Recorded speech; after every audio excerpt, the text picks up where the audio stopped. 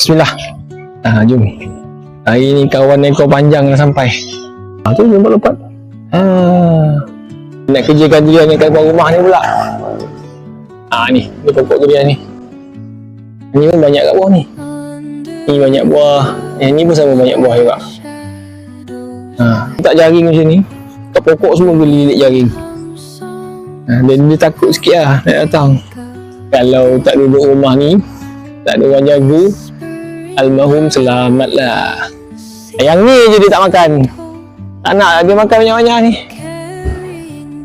Ni pokok pulasan. Tahun lepas dah nak masak, habis dia kerja kan. Ni pokok rambutan ni memang untuk bagi sedekah kat dia je lah. Memang tak pernah merasa dah. Dia memang takkan turun sekali sembuh. Ekor ketiga ekor yang tukang Ricky, dia akan turun dulu,